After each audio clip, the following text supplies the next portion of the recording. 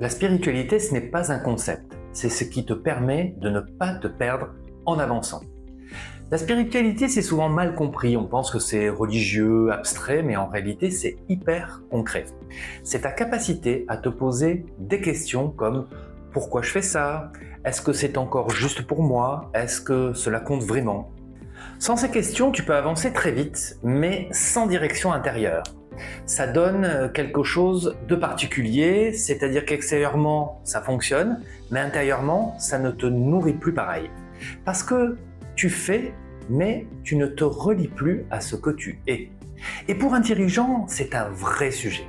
Parce que plus ton entreprise grandit, plus tu peux t'éloigner de ce qui t'a fait commencer. Et là, ce qui se joue, ce n'est pas de la stratégie, mais c'est plutôt dans ton alignement. La vraie question, ce n'est pas seulement comment va ton entreprise, mais comment va le dirigeant. Alors, est-ce que ce que tu construis aujourd'hui correspond encore à qui tu es? La méditation, ce n'est pas arrêter de penser, c'est apprendre à ne plus se faire embarquer dans ses pensées. Quand tu médites, il ne se passe rien d'extraordinaire. Tu t'assois, tu respires et tu observes. Tes pensées arrivent, ton esprit part ailleurs, puis ton attention s'échappe et au lieu de lutter, tu reviens encore et encore. C'est ça la pleine conscience, revenir à l'instant présent malgré le bruit. Et c'est important parce que dans la vie de tous les jours, ton esprit ne s'arrête jamais. Tu penses à ce que tu dois faire, à ce qui pourra arriver, à ce que tu n'as pas encore réglé et tu es constamment embarqué. La méditation, elle sert à créer un espace entre moi et ce qui se passe en moi. Et quand cet espace existe, tu n'es plus obligé de réagir sur tout. Et pour un dirigeant, ça change énormément de choses. Parce que ta journée est faite de décisions, de précisions, d'imprévus. Si tu réagis à tout, tu vas t'épuiser. Et si tu prends du recul, tout redevient plus clair. La vraie question, ce n'est pas seulement comment va l'entreprise, mais comment va le dirigeant.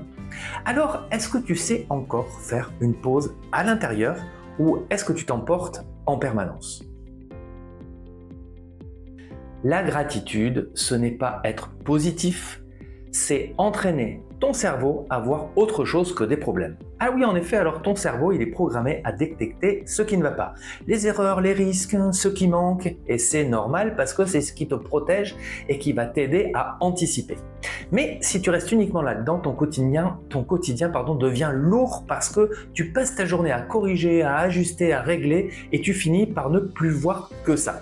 La gratitude, ce n'est pas dire que tout va bien, c'est aussi regarder ce qui fonctionne déjà, ce que tu as construit, ce qui tient, ce qui avance. Et ça change tout à l'intérieur. Moins de tension, plus de recul, plus de stabilité. Et pour un dirigeant, ça change directement sa façon de décider. Parce que tu ne décides pas pareil quand tu es sous pression et quand tu es posé. La vraie question, ce n'est pas seulement comment va l'entreprise, mais comment va le dirigeant. Alors réfléchis à ça, qu'est-ce qui va déjà bien aujourd'hui et que tu ne regardes plus. La créativité, ce n'est pas un talent, c'est un espace. On pense que la créativité, c'est réservé à certains, mais en réalité, c'est la capacité à voir autrement, à faire un pas de côté et à sortir des schémas habituels. C'est essentiel parce que sans créativité, tu répètes, tu optimises, tu reproduis, tu fais tourner, mais tu n'ouvres plus à de nouvelles possibilités. Et la créativité, elle ne vient pas sous pression. Elle a besoin d'espace, elle a besoin de temps, de calme, de recul. Et dans la vie d'un dirigeant, cet espace disparaît petit à petit. Trop de sujets, trop de contraintes et pas assez de respiration. Alors que souvent les meilleures idées arrivent quand tu décroches un peu. La vraie question, ce n'est pas seulement comment va l'entreprise, mais comment va le dirigeant. Alors, est-ce que tu te laisses encore de l'espace pour penser autrement? Être présent, ce n'est pas être là, c'est être disponible. Alors, on confond souvent présence et disponibilité. Tu peux être physiquement là, mais mentalement ailleurs. Penser à un problème, à une décision, à ton entreprise.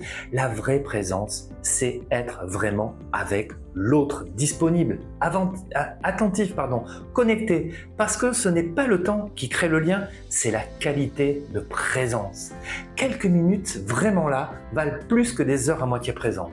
Et pour un dirigeant, c'est un vrai défi parce que ta tête est souvent occupée, même en dehors du travail. Et ça se ressent dans ta famille, dans ton couple et avec tes enfants.